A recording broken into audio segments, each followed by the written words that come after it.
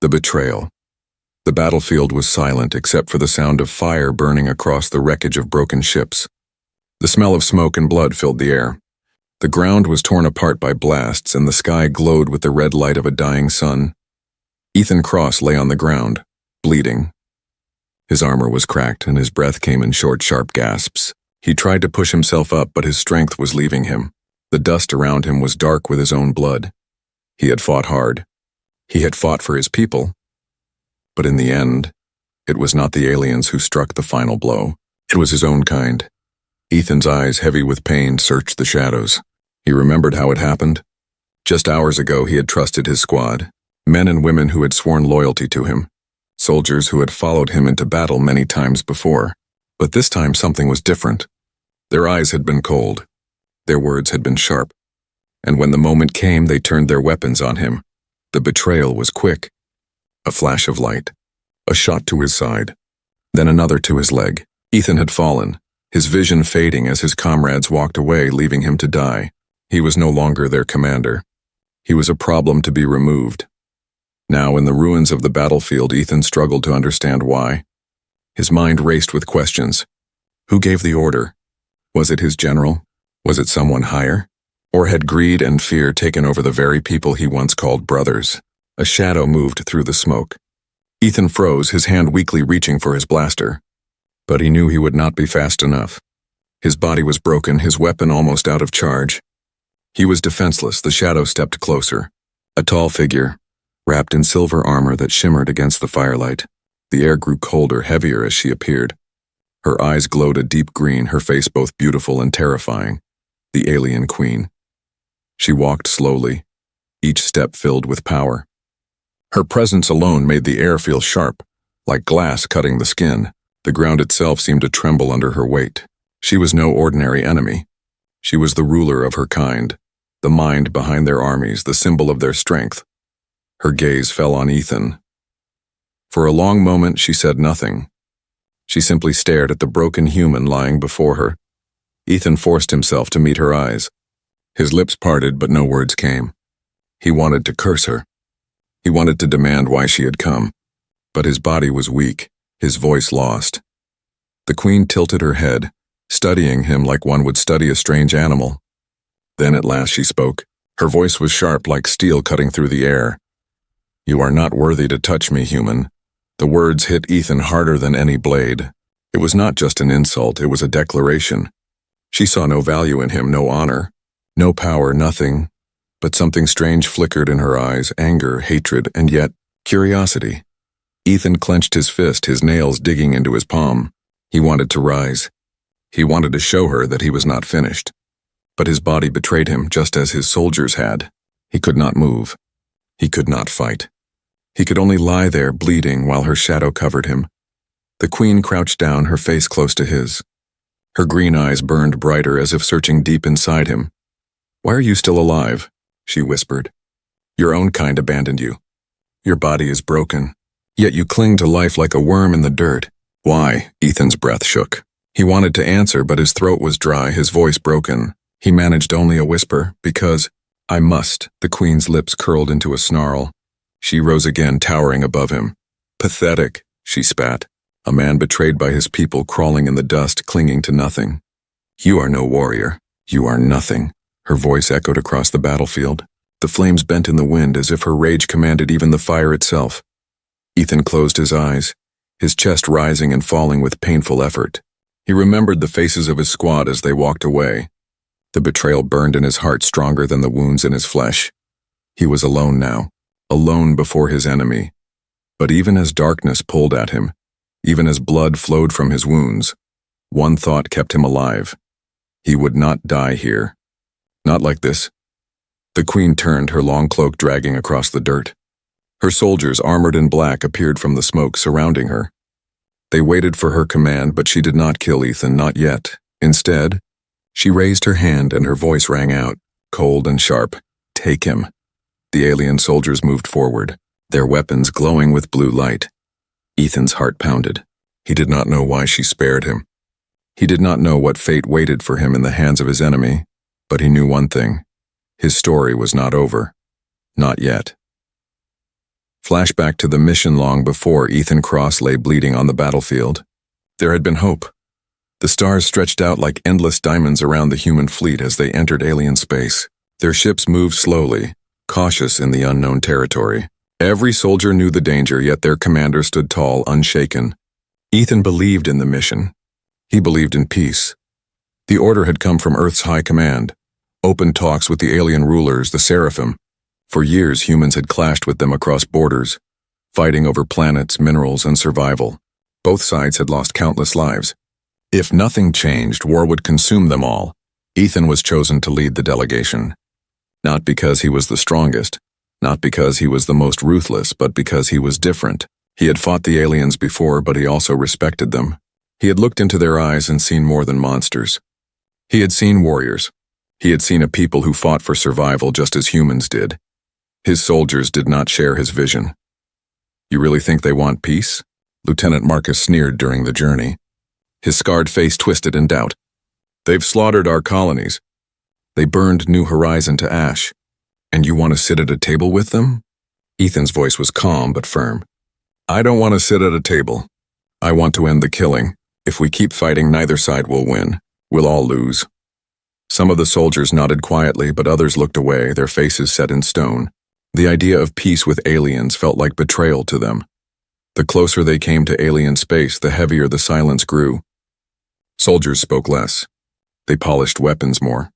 Ethan noticed the shift but pushed it aside. He told himself it was fear of the unknown. Deep down, though, something colder was forming. The day of the meeting arrived. The human flagship descended onto a barren moon where the Seraphim had agreed to meet. The air outside was thin, sharp, and filled with dust. The alien palace stood in the center, carved from black stone, its towers rising like jagged claws into the sky. Inside, the walls glowed with strange symbols. Alien guards lined the hall, their armor glistening like obsidian. At the far end of the chamber, on a throne of twisted metal, sat the alien queen. Ethan had never seen her before, but the stories had reached every corner of the galaxy. She was more than a leader. She was feared as if she were a living god. Her emerald eyes glowed faintly, her crown pulsed with light, and her voice carried the weight of storms. When she spoke, the chamber trembled. Human, you come to speak of peace? Ethan bowed his head slightly. His voice was steady, though his heart pounded. Yes, we have fought long enough. Too much blood has been spilled. It's time we end this. For a moment, the queen was silent. Then she rose slowly, her cloak flowing behind her like smoke. Peace? She hissed. You humans know nothing of peace. You devour worlds, strip them of life, and call it survival. Her words stung, but Ethan stood his ground. We are not so different. You fight for survival. So do we. Let us fight together, not against each other. The chamber filled with whispers. Alien commanders looked to their queen. Some seemed curious, others furious. Behind Ethan, his soldiers shifted nervously. Marcus muttered under his breath, This is a waste of time. The queen's eyes narrowed. She studied Ethan carefully. Then, to the shock of both sides, she gave a faint smile. Perhaps you are different, human. Perhaps you see more than your kind's hunger. But peace does not come with words. It comes with worth. Ethan felt the weight of her gaze. He sensed danger in her tone, but also a chance. Then test me, he said. Judge me not by my words, but by my actions. The queen's smile vanished. She raised her hand, and the symbols on the walls burned brighter. Very well. You will be tested. You will face trials that no human has faced. If you survive, peace may live. If you fail, your bones will feed the dust of this moon. The alien guards slammed their weapons against the floor, the sound echoing like thunder. Ethan's soldiers shifted again. Some glared at him in disbelief.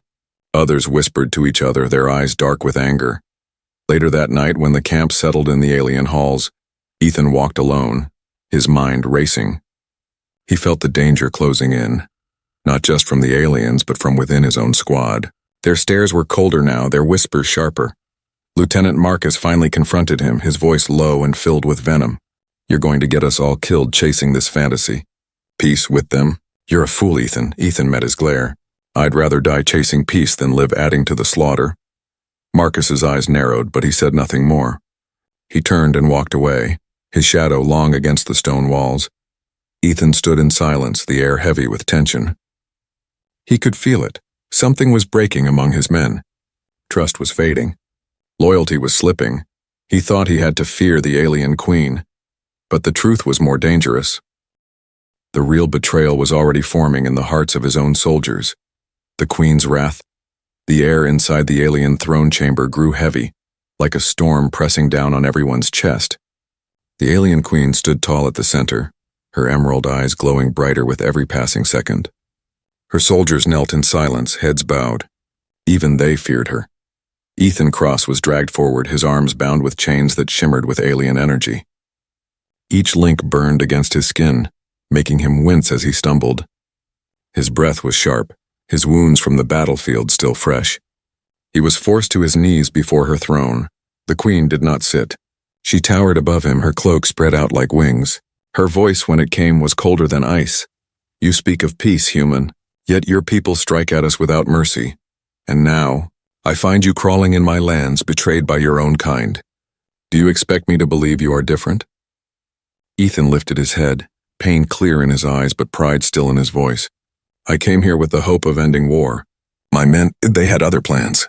I was betrayed. The queen's lips curved into a cruel smile. Betrayed?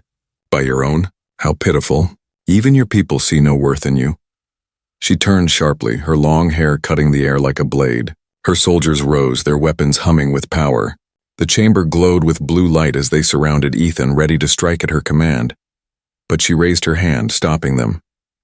Her gaze returned to Ethan, sharp and merciless. No, she hissed. Killing you now would be too kind. You dare speak of peace, human? Then you will prove your worth. You will suffer as my people have suffered. Only then will we see what lies beneath your skin. Her voice rose, echoing through the hall. The walls shook and the glowing symbols blazed brighter. It felt as if the palace itself was alive, feeding on her fury. Ethan clenched his fists, his chains rattling. If pain is what it takes, then so be it, he said through gritted teeth. The queen's eyes narrowed. She leaned forward, her face inches from his. The heat of her breath carried both venom and fire. You are brave for one so broken, she whispered. But bravery without strength is worthless. With a flick of her hand, the chains binding Ethan lifted him into the air. The alien energy burned hotter, wrapping around his arms and chest like serpents. He gasped, his body trembling, but he did not cry out. He would not give her the satisfaction. The queen watched in silence, her expression unreadable. Then with sudden fury, she flung him across the chamber. His body slammed into the cold stone floor, the sound echoing through the hall. Blood trickled from his lip as he struggled to rise. Her soldiers stepped back, watching closely. Some smirked at the sight of the broken human. Others looked uncertain, as if surprised by his refusal to beg. Ethan pushed himself up on shaking arms. His vision blurred, but his voice remained steady. Is this what you call strength? Crushing the weak? You think that makes you powerful? The queen froze. For a moment the chamber was silent. Then her laugh broke through, sharp and chilling. You dare mock me? She thundered. I am the Seraphim Queen. I have broken worlds, burned armies, and drowned empires in fire. And you, a bleeding traitor abandoned by his own people. You dare to judge me? Her wrath exploded like a storm. With a wave of her hand, the chamber shook violently. The stone cracked beneath Ethan's knees. The air filled with sparks of green energy, like lightning tearing through the walls. Her soldiers dropped to their knees, pressing their heads to the floor in fear of her power. Ethan held his ground. His body trembled, but he did not bow. He looked up at her, his voice ragged but firm. If you are so powerful, then why am I still alive?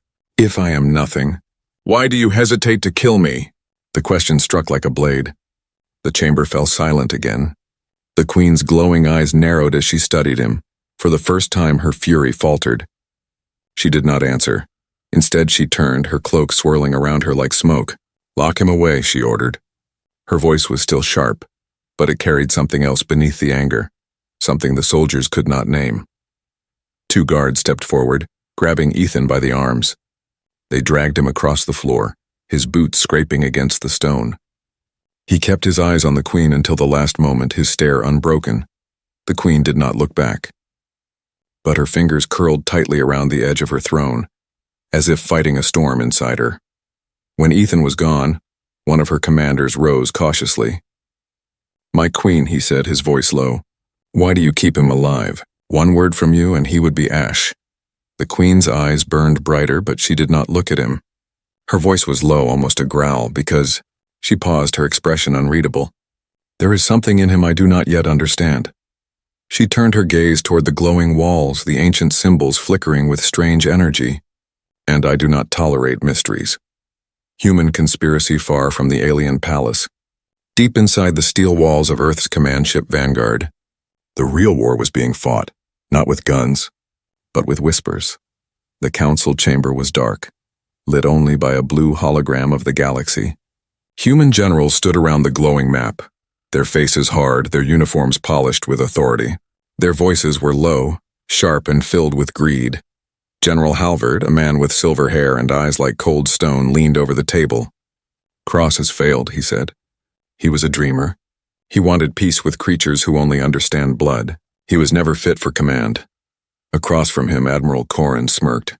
"Peace was never the plan, was it? You don't send fleets into enemy space if you want peace. You send them to break the aliens, to take what they guard." The hologram flickered, showing a red star system in alien territory. Around the star, 3 planets glowed with rich energy fields. The aliens had kept humans away from them for centuries. Halvard tapped the map with a gloved hand. "There. The Seraphim guard something powerful. Technology older than their own empire.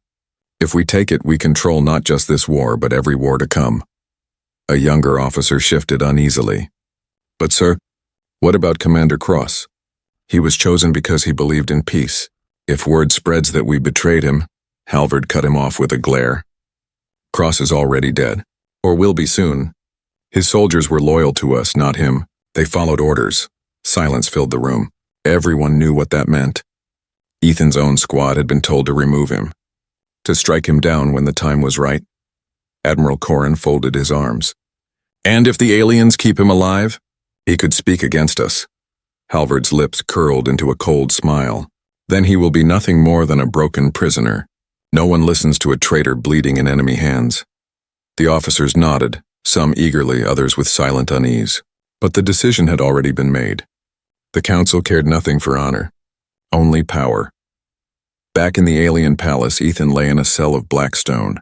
The walls pulsed faintly with green energy, humming like a living thing.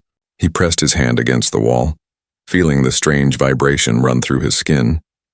He did not know it, but at that very moment his own leaders were sealing his fate.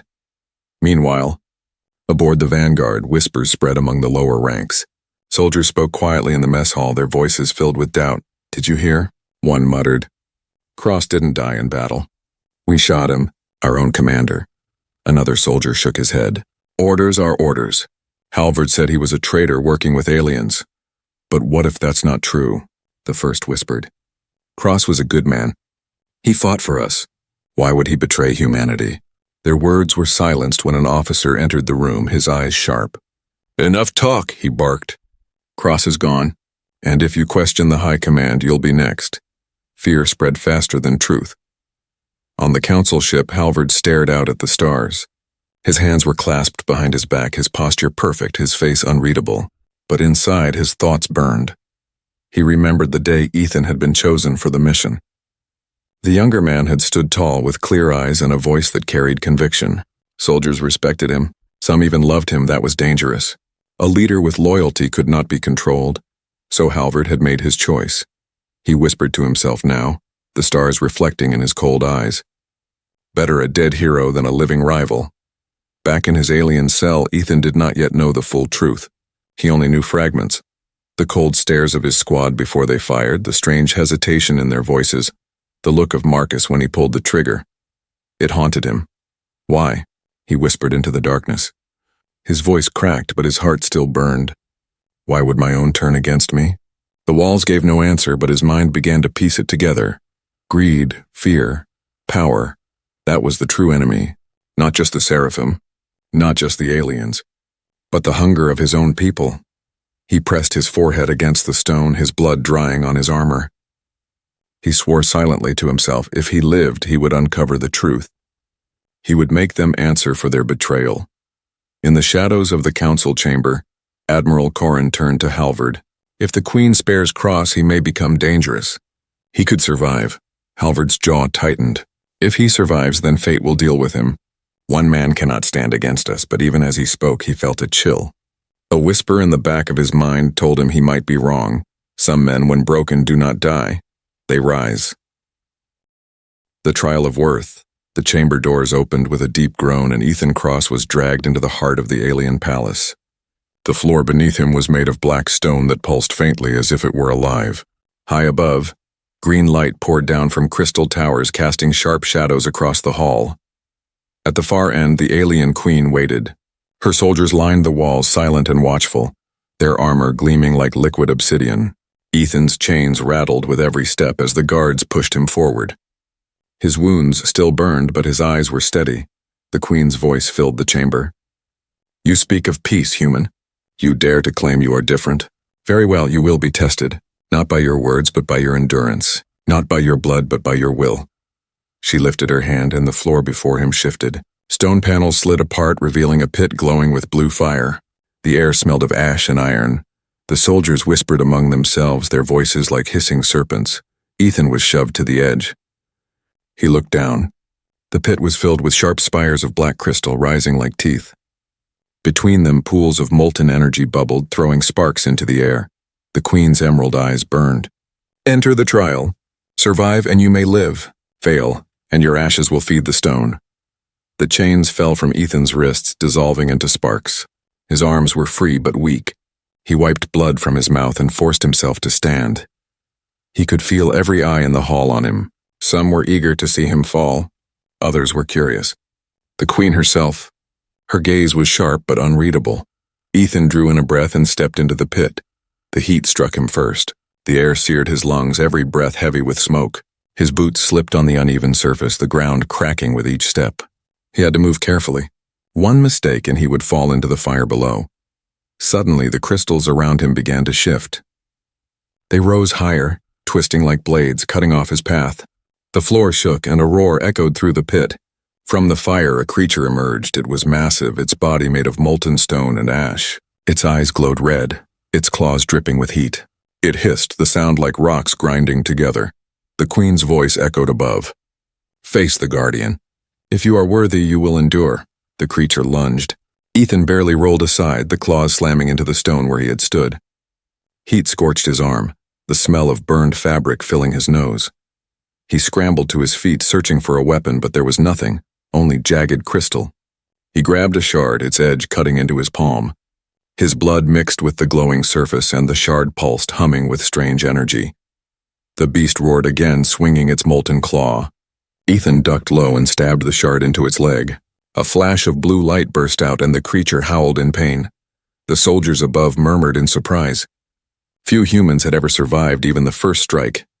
Ethan's chest burned with exhaustion, but he tightened his grip on the shard. He could not stop. He would not stop. The creature staggered, then turned with fury, flames bursting from its mouth. Ethan dove behind a pillar of crystal, the fire scorching the stone black. The heat licked at his back, but he pushed forward, sliding under the beast's arm and driving the shard into its chest. The pit exploded with light. The creature shrieked, its body cracking apart. With one final roar, it collapsed into ash and fire, leaving only silence. Ethan fell to his knees, gasping for air. Sweat dripped from his brow, blood from his hand. His vision blurred, but he forced himself to rise. He would not collapse, not while she was watching. Above, the queen sat unmoving, her face calm but her eyes sharp. Her soldiers looked to her, waiting for her command. "Is he worthy?" one of them asked quietly. The queen's lips pressed into a thin line. "Not yet. The trial has only begun." With a wave of her hand, the floor shifted again. The crystals sank, replaced by tall walls rising from the pit. They closed around Ethan like a maze. The queen's voice rang out. "The beast tested your body. Now the maze will test your mind. Find your way or be lost forever." The walls glowed faintly, humming with strange energy. Ethan touched one, and a sharp shock ran through his body, throwing him back. He gritted his teeth, forcing himself to stand again. The maze twisted before him, endless corridors shifting like living things. Whispers filled the air. Voices that sounded like his fallen comrades, calling his name, accusing him of betrayal. He clenched his fists. He knew it was a trick, but the voices cut deep. Each whisper reminded him of the faces of those who had turned their weapons on him. "Why did you leave us, Ethan? You should have died with us. You are nothing. He pushed forward, ignoring them, every step heavier than the last. His body screamed in pain, but his will burned brighter. Minutes stretched into hours, or perhaps it was only moments. Time twisted in the maze. The whispers grew louder, clawing at his mind. At last he reached the center. A glowing crystal rose from the floor, humming with energy. He placed his bloody hand upon it. The maze froze, then shattered into dust. Ethan collapsed to one knee, breathing hard but still alive. Above, the Queen's eyes glowed brighter. She leaned forward, studying him with new intensity. The soldiers bowed their heads. Some whispered in awe. Others frowned in anger. The Queen rose to her full height, her voice filling the hall. The human endures. Her eyes lingered on Ethan, sharp and thoughtful. For the first time, there was no mockery in her tone. Only curiosity. The Queen's dilemma. The chamber was quiet after the trial. The smoke from the shattered maze still lingered, curling around the edges of the stone floor. Ethan Cross knelt in the center, his chest heaving, sweat and blood dripping down his face. His eyes were tired yet steady. Above him, the alien Queen stood, silent as a statue. Her soldiers watched with unease, waiting for her judgment. Ethan had survived the beast. He had escaped the maze. No human should have been able to do that. And yet here he was, still breathing, still defiant. The Queen's green eyes glowed faintly as she studied him. Her voice, when it came, was sharp but quieter than before. "You should be dead." Ethan raised his head, meeting her gaze. His lips curved into the faintest smile. "But I'm not." The words echoed through the chamber, and for a brief moment even the soldiers shifted nervously. The Queen narrowed her eyes. She turned sharply, her cloak whipping behind her as she ascended the steps to her throne. She did not look at him again, but her mind was restless. Later that night, she stood alone on the balcony of the palace. The alien moon stretched below her, its surface cracked with rivers of glowing fire. The sky shimmered with distant stars, cold and endless. She gripped the railing, her claws digging into the stone. Her thoughts churned like storms. For years, she had hated humans. They were destroyers, invaders, thieves of worlds. She had sworn to wipe them out, to grind their fleets into dust, and yet this one had survived what no human should. He had endured pain, fire, and shadows, not with rage but with will. With something she could not name, it unsettled her. Behind her, a voice spoke. It was one of her commanders, kneeling low. "My Queen, the human should be ended. His survival is an insult. Give the order and I will see him executed." She turned slowly, her emerald eyes blazing. "Do you think I need you to remind me of my power?" The commander lowered his head quickly. "Forgive me. I only fear what others will think. That you let a human live." The Queen's voice dropped lower, almost a whisper. "They may fear me, but I fear something else." The commander looked up, confused, but she did not explain. Instead, she dismissed him with a sharp gesture. When he was gone, she turned back to the burning horizon. The words of the prophecy rang in her mind. Words whispered long ago by her seers. Only the unworthy may end the endless war. Only the broken may mend what is shattered. She had laughed at it once. She had dismissed it as weakness, as foolish hope. But now, staring at the memory of the human's face, she felt the sting of doubt. Could this bleeding, betrayed soldier be the one foretold? Ethan sat in his cell, his back against the cold wall. His wounds ached, but his mind was sharper than ever. He remembered the Queen's eyes as she had watched him. There had been fury there, yes, but also hesitation. He whispered to himself, his voice hoarse. "She doesn't know what to do with me." It gave him strength. If she had wanted him dead, he would already be ash. She was waiting, testing, uncertain. That uncertainty was his chance. He closed his eyes, gathering what little strength remained. "I will not die in this place," he murmured. Not by her hand. Not by theirs. In the great hall, the Queen returned to her throne. Her soldiers rose as she entered, but she ignored them. She stared at the glowing patterns etched into the floor, ancient symbols that told the story of her people. One of her priestesses approached, her voice soft. "You hesitate, my Queen. The human should be destroyed. Why do you wait?" The Queen's claws tapped against the arm of her throne. "Because he is not what I expected. He should have begged. He should have broken. But he stands, still defiant, still alive." The priestess bowed her head. "Perhaps the prophecy—" "Do not speak of it," the Queen snapped, her voice sharp enough to silence the hall. Her eyes flashed with anger but also fear. The priestess lowered herself, trembling. "Forgive me. The queen rose suddenly, her cloak flowing like shadow. She paced the hall, her voice echoing. I have seen humans burn worlds. I have watched them slaughter without mercy. They are greedy, reckless, dangerous. I cannot allow myself to believe one of them could be different. I will not. Her words rang with fury, but her heart was not as steady. She remembered the way Ethan's eyes had locked on hers, refusing to bow. She remembered the whisper he had spoken. Because I must. Those words haunted her. She stopped pacing, her breath sharp, her claws clenched. And yet, she whispered to herself. The soldiers did not hear her. The hall was silent, waiting for her command, but no order came. That night, when the queen returned to her private chambers, she stood before the mirror of obsidian. Her reflection glared back at her, regal and unyielding. Yet behind her emerald eyes was something she had not felt in centuries. Doubt. She whispered the words again, the prophecy she had once despised. Only the unworthy may end the endless war. Her hand tightened on the railing. Ethan Cross was unworthy. He was broken, betrayed, left to die by his own kind.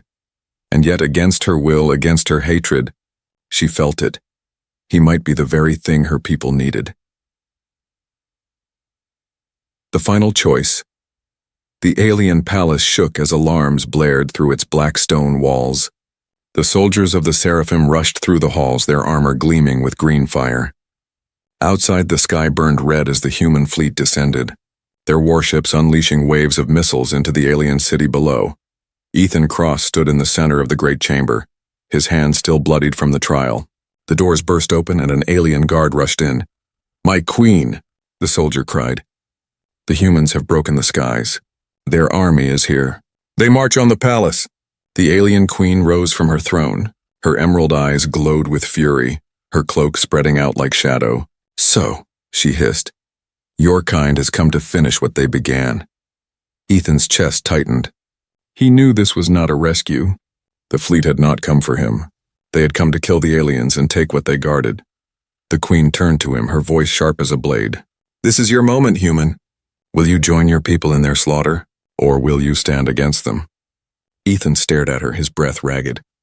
His mind filled with the faces of his squad, the betrayal that had left him bleeding in the dust. He remembered General Halvard's cold eyes, the orders that had condemned him. His people had abandoned him. They had called him weak, unworthy, and now they had come to burn everything. He clenched his fists. "I didn't come here to help them," he said, his voice low. "I came here to stop this war, even if it means stopping them." The queen studied him, her eyes narrowing. "Do not speak words you cannot live by. To defy your kind is to betray them forever. To betray them is to stand with us. Is that truly your choice?" Before Ethan could answer, the palace shook violently.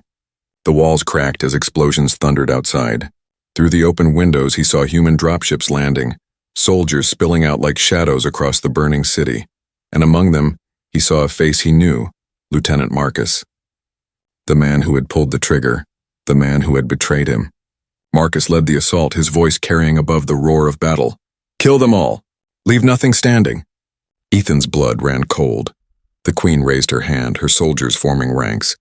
Green energy shimmered along their weapons, filling the chamber with light. She looked down at Ethan one last time. "Choose, human," she said. "Now!" The doors burst open and human soldiers stormed in, their rifles glowing with plasma fire. At their front stood Marcus, his scarred face twisted into a grin. "Well, well," Marcus sneered. "Didn't expect to see you alive, Cross. Should have stayed dead." Ethan's heart pounded. The queen's soldiers raised their weapons, ready to strike. But Ethan stepped forward, his voice loud enough to silence the chamber. "Stop!" Both sides froze. The queen's eyes burned with suspicion. Marcus glared at him with contempt. "Why are you standing with them?" Marcus spat. "They're monsters." "You've lost your mind." Ethan shook his head. "No, Marcus. The monsters are the ones who betrayed their own. The monsters are the ones who would burn a world just to steal what they cannot earn." Marcus raised his rifle, fury twisting his features. "You're a traitor," Ethan's voice hardened.